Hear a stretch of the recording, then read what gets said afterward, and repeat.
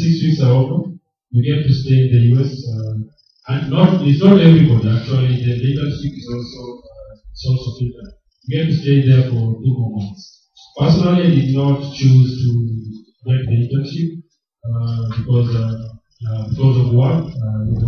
Being away from work for 6 weeks is quite a long time. To go another 2 months is it's too long. So I did not personally apply for internship, but I know my roommate who is coming from Guinea, the one I said he applied for internship, and he stayed put behind. He worked for IBM for 2 months after we came back. So after the summit, they stayed back for 2 more months. But the work is not a paid work. You don't get paid for what you do for the 2 months. First of all, it's because I think of the visa that you're going to get. It is J1 visa. J1 visa does not allow you to get paid for the work you do.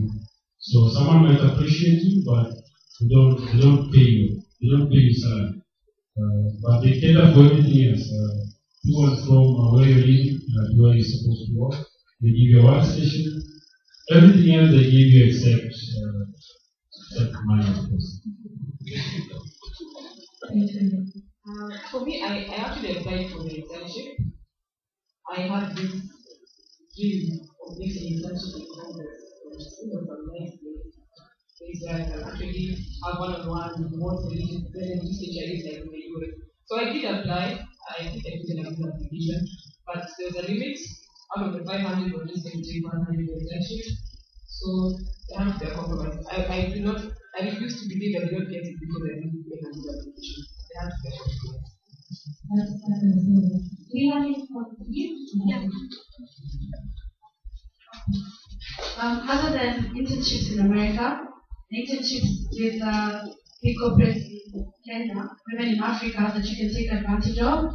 Personally, I'm in IT, so Microsoft is one of the bigger sponsors for the program.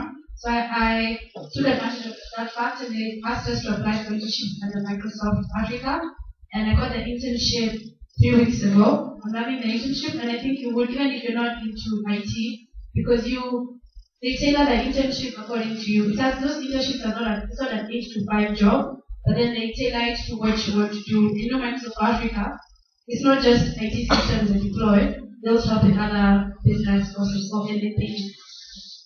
Great. So given as fellows that you have a greater access to internships and similar resources, how did you happen?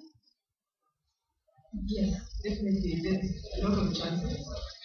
Like my fellow fellows have said, we don't get an opportunity to do an internship in the US. There's still lots of opportunities right now. So once we go back, most of us have applied for internships back home or at least in Africa. And these are being rolled out slowly. So some of us have already gotten the internship actually in the United of Africa, and there's more coming. So if you just wait for your turn and it will come, the opportunities are there. The embassy together with other partners are working to make sure that everyone gets internship, and there's also opportunity for mentorship. Great. I know we started talking about payments in regard to internships, but it would be good to know what expenses are covered as part of the scholarship program. Is it fully expensed, or what's covered, what's not covered when you're in the US and then you're back? Just give us a sense. Did you also have access to grants or any kind of? Yeah, let me not say all, but most of the expenses are covered. Before you travel to the US, your host university will give you, or they'll send you a document where you have to pay for health insurance. Because when you're there, you have to be covered in case anything happens. So health insurance will be covered. The ticket from here to the US and back, that one is also covered. The program pays for that. So you don't need to give it money. The application process is free. There is no money you have to pay for you to apply. So no one should tell you that you have to pay something to apply. It's free for everybody who qualifies to Once you land in the US, the accommodation will be sleeping in the dorms, because you'll be scattered across universities in the US. So you'll be sleeping in the dorm, they'll give you a place to sleep, and they'll give you meals, all the meals, and they'll also give you, let me not say they'll give you, let me say what they give us, right? They gave us a weekly allowance of $100, just in case you need to buy something. So the whole program you get to have at least $600. You can buy some gifts as you come back. But they also encourage you not to spend that money immediately, because that $100 covers your health insurance. In case you go to the hospital, you get to pay $25 off the $100. So you must make sure that you at least keep the money till the last few days where you can shop. So they'll get up for the basics to make sure that you move from your home country all the way to the US, participate in the program, and bring you back. Or if you have to go to Italy, all the travels within the states they also cover. And then one more thing, for communication purposes, each of us got a cell phone. Yes. Yes, it's very basic, but it was really helpful. Because we didn't have to worry about being called back home. That's really allowed to take care of it. Thank you so much. I think we have a general sense of the application process and the logistics around it. Actually, that's a challenging part of the process, but what I'd like to shift now is the fun part of the whole experience. Not necessarily about, oh, sorry. I think it's something we get. Apart from the internships mentorship, which is very there is a mentorship which is very important. Because for example, from my side, I met someone who's from Nigeria. It's called State Provider, and he's young like myself, and he's very, very helpful. I reach out to him once in a while, and he agreed to discuss everything. That's indirect. There are also mentors that you get of the young people afterwards. So I think that's a resource that was not mentioned. Actually, it's mentioned, but it's part of it. Yeah. Thank you so much. You really rush us to the next topic, but great, but fantastic. So I wanted us to check out the US experience in Israel. Learn more about it. Can you tell us a little bit about traveling and the experience? So myself, I've been, because of my work, I've been in all other parts of the world except America. I've never been to the US. This was my first time to land in the US. So we went to Brussels, landed in Chicago, and there was a gentleman called John Peter who was waiting for us with one very big Ford truck. That truck was very strong because it carried about 6 people with all our bags, and it could hardly sit single. So I don't know what kind of shop they do over there. Landed there, but before then we had already communicated how we would go. So they were expecting us. Our flight unfortunately got delayed from Brussels to Chicago.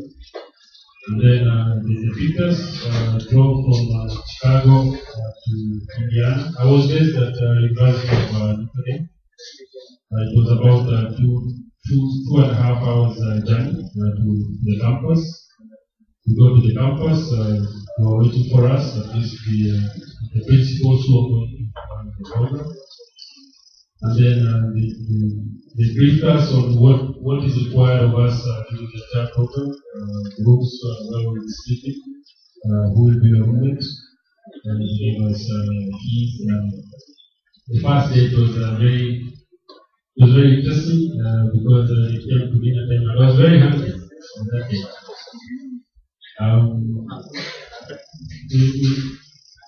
The meal was different, let me say. It was not what we are used to here. So, but it was good, because we got there very hungry, tired. So we decided to go out that same night. We go at least because it was a university. Near the place, there's a restaurant chain in the US. It's a Mexican chain. It's called Chipotle. It says it's from Mexico. But the meal they prepare is almost similar to what we had, rice and beans, the food we are used to. So the first day that we made things was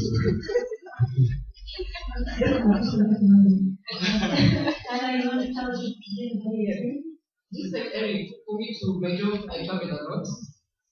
And I have been everywhere apart from the US. So it was a nice experience to get there.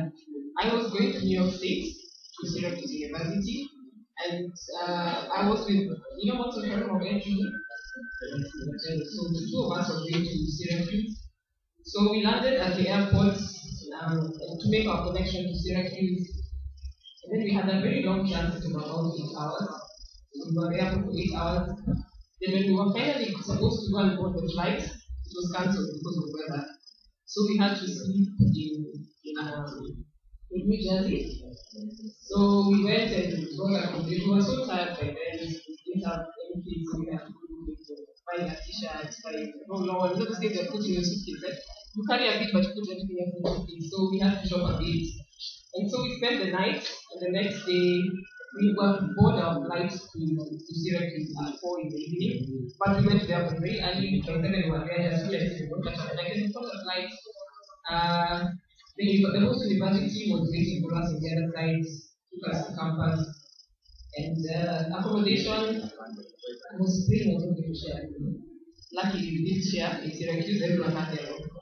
But it was fun. After a while, you get to meet people from all over. You even start to share with friends, that sort of thing. So, even if you're told that you have to share notes at some point, just look at it as a positive thing. Because after a while, it's not such a bad idea.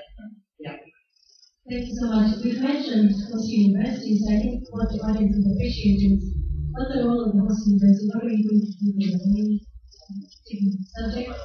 Like how does it tie into the host program?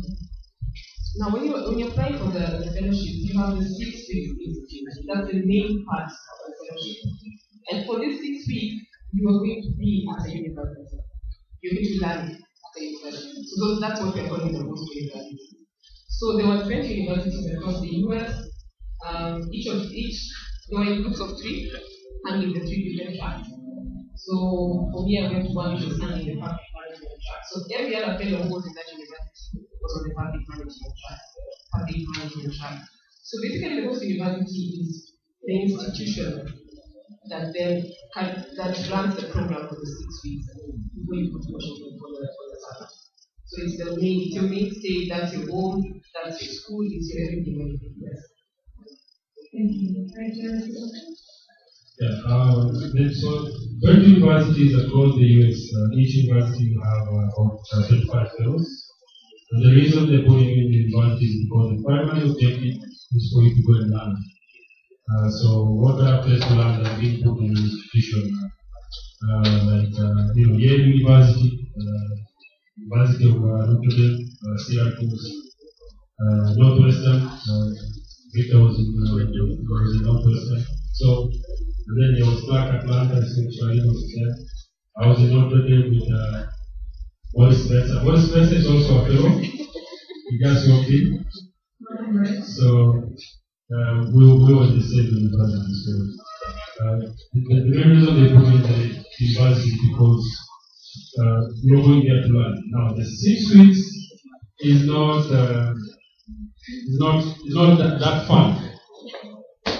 Because first of all, you'll be in class, you'll be required to go to class every single day. In the university where I was, we were supposed to be in class from 8 to 6 o'clock. So, because it's learning, it's not just going and having fun. So you can have fun later, but you're supposed to be in class from 8 to 5, and you can only miss class if you have very good reason to miss class. That is very important for you to know that you're going there to learn something, so you'll be required to attend classes. And were there assessments as part of this process?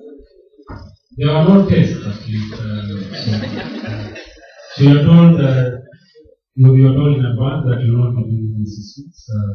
But it's important to pay attention because what you get to learn there is very different from what you like from our institutions here. And if you have an open mind and you get to learn for 6 weeks, I can assure you, you learn more in 6 weeks there than you can learn for a couple of years here.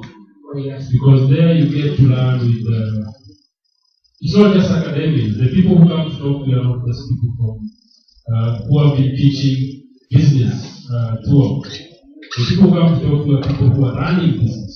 So they're telling you the problems that they're facing on a daily basis. So it's more practical than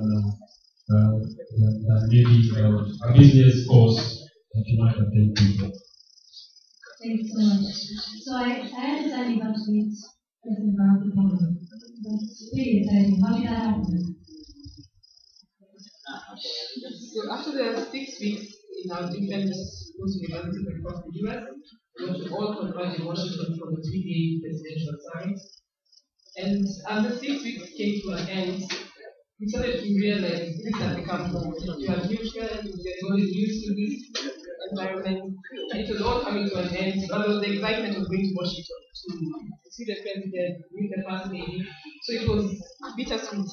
So we all then converged in Washington for the summit, and I can't explain the excitement. It was the most exciting thing. People were up early on the very day that the president was coming. We were up so early. People had breakfast. Then Kenyans said, we are very good strategists. So we had started there, how we were going to be there very early, make sure we take the country. And everyone was up and ready. So this time around here. Yes, not in the front. But of course, eventually we're not able to put the way they had planned to do it. So it was just so much excitement, and we as Kenyans had organized ourselves. We had this very nice patriotic outfit. And of course, finally when the president came out, I don't know how to explain this. It's just one of those things that you have to be there to actually appreciate what it was like. But when he started to speak, then now the seriousness comes in, and you realize how passionate the president is about this, it's about Yali, and it's so personal to him. It's like he follows everything that happened. He knows and he follows and he wants to be part of it. He's really watching what's happening. And to me that was very personal. Because it wasn't about us as fellows and State Department and the president up there. It was everyone coming together. So it was really exciting. Some of us got to meet him on that day. Those of us who are sitting behind him. But at least we had that same room experience. But when the first lady then came on the following day, they made sure that those who were behind us, when the president was there, then now started following. And again, listening to Michelle talking and specifically about girl child education, that was really profound. A lot of the things she said have stuck with me and have actually guided some of the steps I've taken having come back home.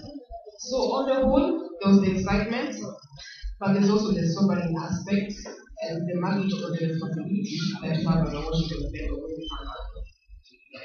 And directly, you're really fun with what the experience? The experience was very good, especially meeting the president. That was one of the highlights of the program. I was with Boris that day, so there is a badge you give it and you wear your neck. So that the day the president was coming, he actually came to the same hotel we were in. So the day the president was coming, we woke up very early so that we took the front seat. Unfortunately, those guys are very organized. Every badge had a color. So my color was yellow, and Morris' color was yellow. So when you walk into the room, you see there's some people who are allowed to go into the inner circle where they get to have close contact with the president, and then there are those who are told to sit outside. So we later came to realize that it's because our badges are color coded yellow. So Morris decided that We are wanted to paint. We are wanted to paint the color red so that the following day will sit in the circle. But we didn't do that, obviously. So, because if we had done that, then the following day will sit outside because they changed.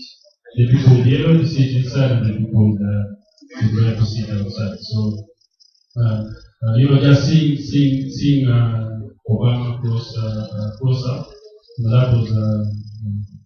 that was quite an experience. And then seeing the first lady, Susan Rice, seeing John Kerry, and what I say, you get to be very excited when you see them for the first time. Then they start speaking, and you realize that now you get to decision business. How do we make sure that Africa achieves its promise? And that's the essence of this whole thing. So it's very important for you to be able to, at all times, remember why you're going there. Because the real work now starts with your work. When you're in the university, it's about planning, how you plan, meeting exciting people, and then when you come back, that's when the real work starts. Thank you. I know about all of you, but just by a show of hands, who was excited about applying to the fellowship after hearing about the year's experience? Do we have 75% or maybe for 100% here? Okay, we're going to get 100% by the end of the session. But okay, so thank you so much for telling us about the year's experience. But what we'd really like to know is how that came back. How has that experience been? How did you bring back home? How things different, and how the fellowship experience changed, the fellowship experience in the US changed your perspectives, and just tell us a little more about that. Well, what I can assure you is that if you apply and you don't make it, that process of application changes. Because the kind of question they ask, they make you step back and think. If I was to meet the president, how would I present this? There are so many issues in Africa. Let's not even talk about Africa. Let's talk about Kenya. There are so many issues in Kenya. What are you doing? What are you doing to solve those problems? So when they prompt that question, then you step back and you start practicing. I'm sure all of you here are doing that is very important. So please go and apply, because even if you don't get to make it, the process of applying itself is going to change. Now, for me personally, since I came back on the I think on the 1st of August. The last 2 weeks, I haven't done. I've not been able to do what I wanted to do when I came back immediately. I'm doing that now.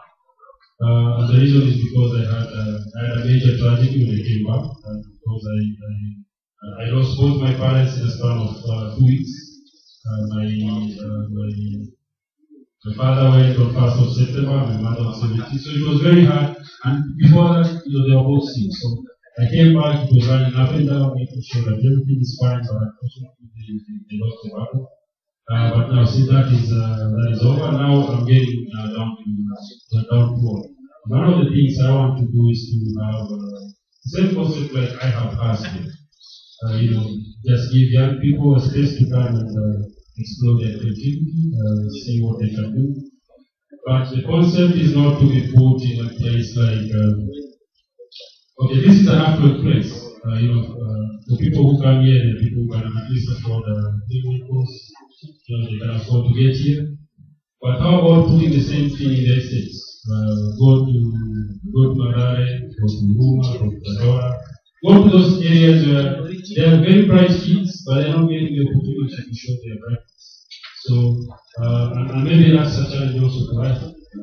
Why can't we extend the same concept and put it in the estate, so that the kids in the estate are not, they don't think, oh, I have to go to Hyderabad, how do I get back to how do I come back? But when you put it in the estate, it's much easier. Kids are able to learn and do it. So you have too many problems, and it's only you guys can resolve those problems. Well, for me, I came back on 7th of August. There's a few of us who were able to stay on for the US African Heritage Summit, African Heritage in the US. So I was fortunate enough to have stayed on for that. And then upon coming back, it was back to work in Parliament, but with a very different mindset. Because I come from a professional background that is about tradition. Everything we do in Parliament is about parliamentary tradition.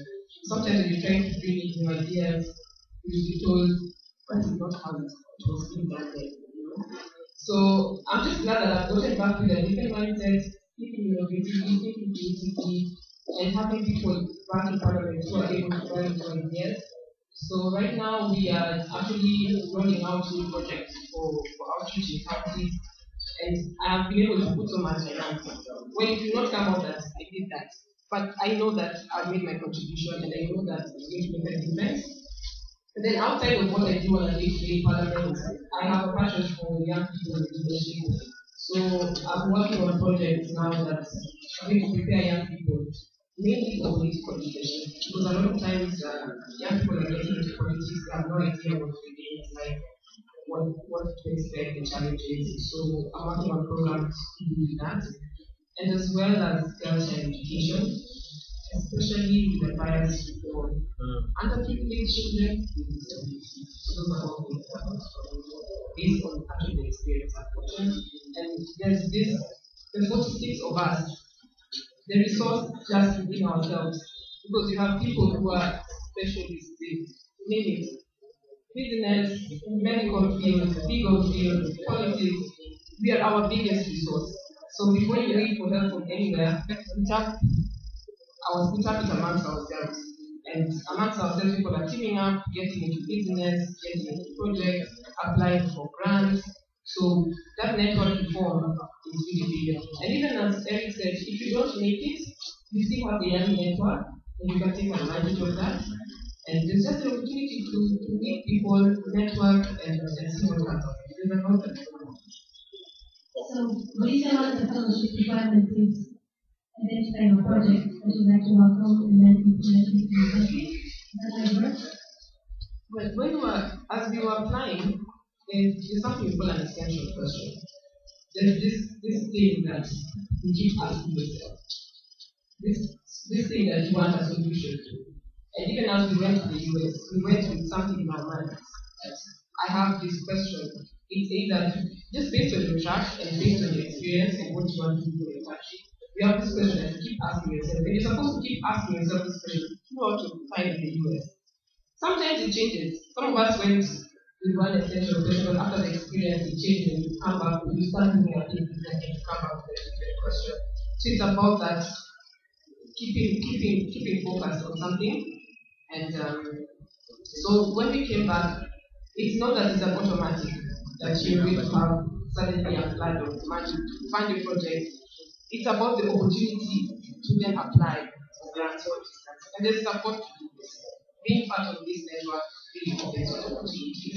So it's not about being excluded, it's about the empowered.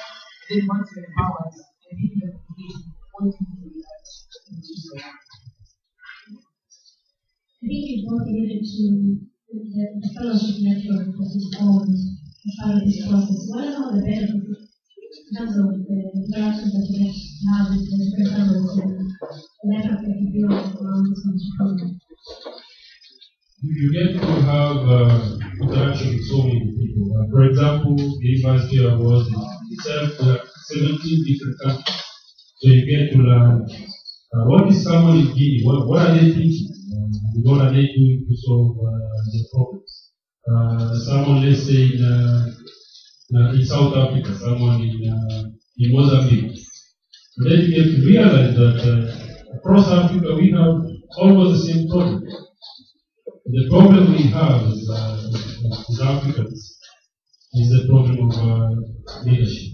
And nowhere else across the world that makes a huge difference than in Africa. So the benefit of getting to see other smart people, how they think like, and what they are doing to solve their problems. I remember there's one guy in Burkina Faso.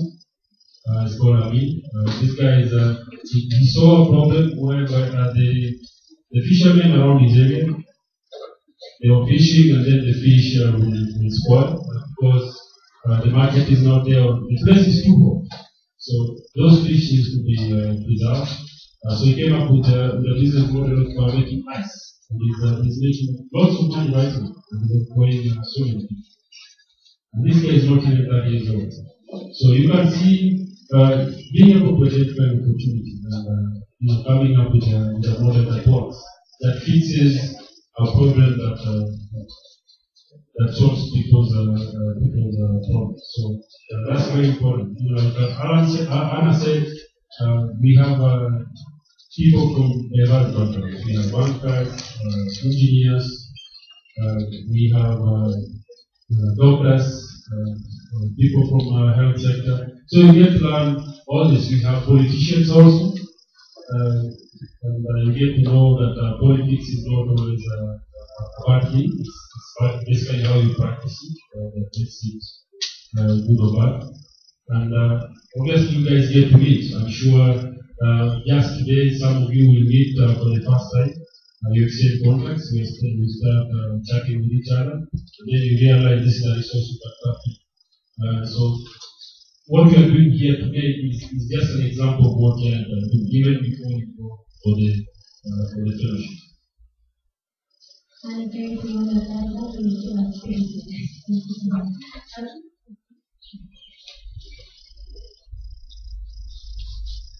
think with networks, with too many fellowships before. But then with Yali, why I love Yali, why I keep talking about Yali everywhere I go, is that for me, Yali is not just about the fellowship itself. The organizers are very interested in what you do after the fellowship. So even when we finished, we had a leadership development plan that now helps you reflect on what you did from the fellowship and then follow up on what you do after the fellowship. And as I told you, like especially with mentorship, now from that, even your other fellows can help you with your leadership development plan. Even your people you're doing internship with can help you with the leadership development plan. So there's a lot of emphasis on what you do after the fellowship. And Mr. Obama mentioned the forming of regional boards, where he's also trying to look at it in an aspect of how, as regions, can you work as Yali to better your environment. So as you can see, there's a lot of emphasis on what actions can be done after the fellowship. Great, thank you. I know that. Hi everyone. For me, I think it's been a special journey because when I went to the US, I got a lot of opportunities, especially I'm an innovator. I invented the car tracking system back in 2008, and the kind of support that I got when I'm in the US was so special. And you get to learn so many things. You get to learn about business, and the good thing is, no matter what profession you have, the course is designed in such a way that they are site visits. You will be able to visit companies, people who are in business will visit you. You get to interact with them, and you get to get something out of it. And also there are internships. Like when I finished my training, I was working with IBM in Boston, and after that now I'm back in the country. I'm working with Microsoft. So please, if you want to see the other side of the world, if you want,